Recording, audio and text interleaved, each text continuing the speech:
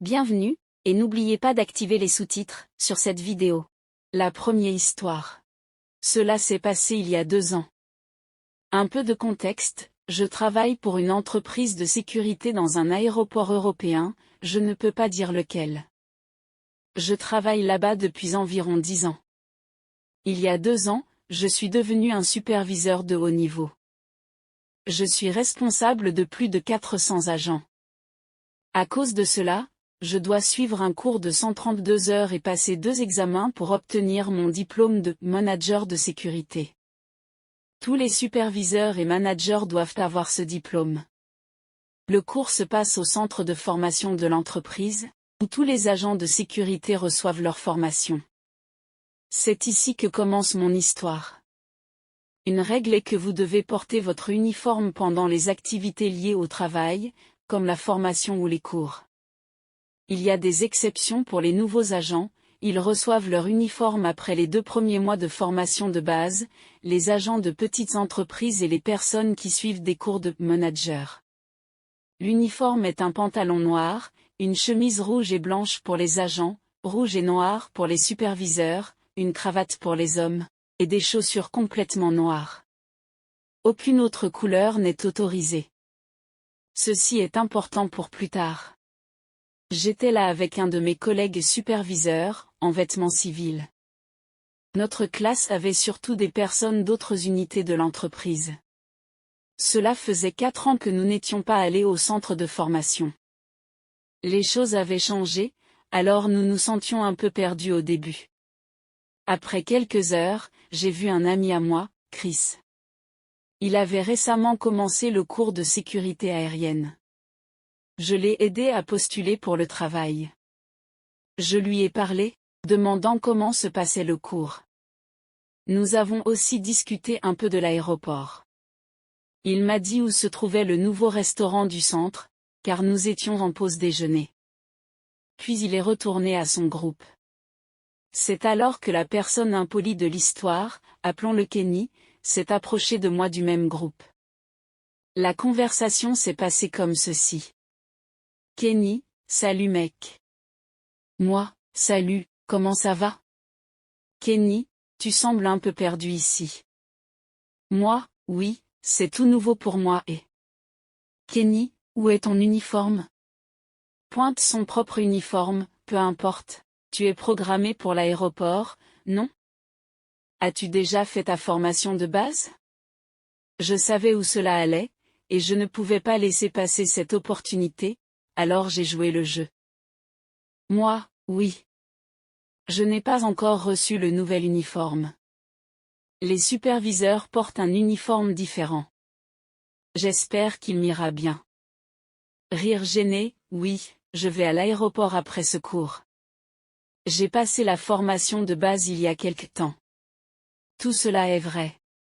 Kenny, eh bien, je suis en formation pour devenir superviseur là-bas. Moi, oh, tu vas être mon superviseur? Enchanté de te rencontrer.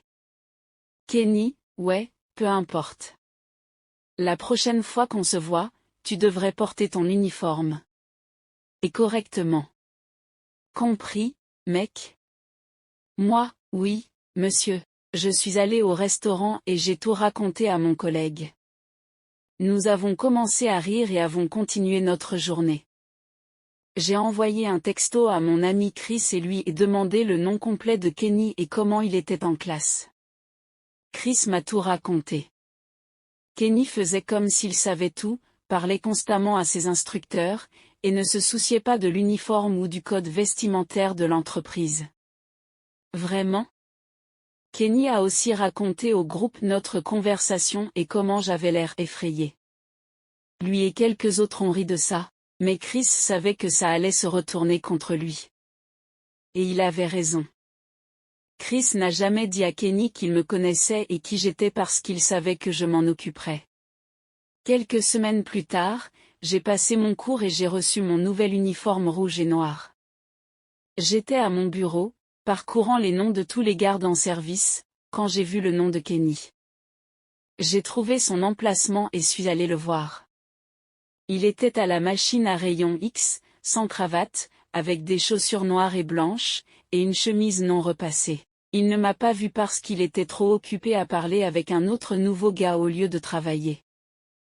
J'ai parlé à son chef d'équipe, qui m'a dit qu'il avait déjà averti Kenny à propos de son uniforme, mais que Kenny n'avait pas écouté. J'ai dit que je voulais voir Kenny tout de suite dans mon bureau. Quelques minutes plus tard, Kenny est entré et ne m'a pas reconnu au début jusqu'à. Moi, Kenny. Tu as dit que je devais être en uniforme la prochaine fois qu'on se voit, alors me voilà. Les yeux de Kenny se sont agrandis quand il a réalisé qui j'étais. Kenny, oh, oui, je plaisantais seulement, monsieur.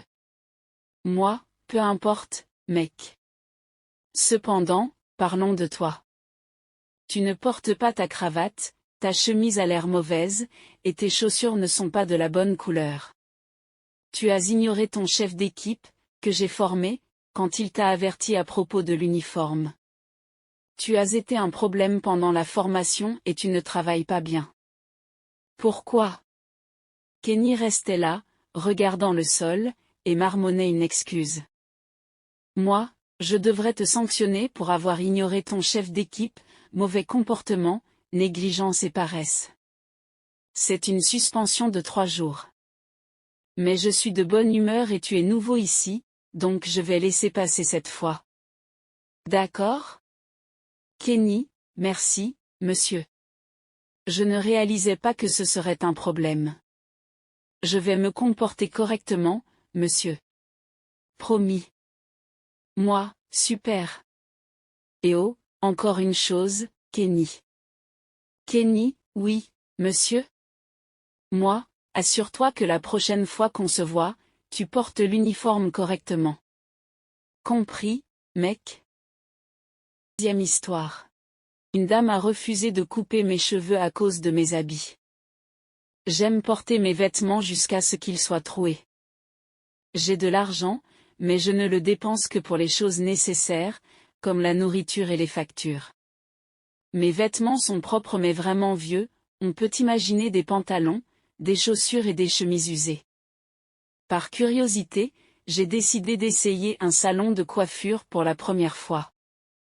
Normalement, je coupe mes cheveux moi-même, mais je voulais changer.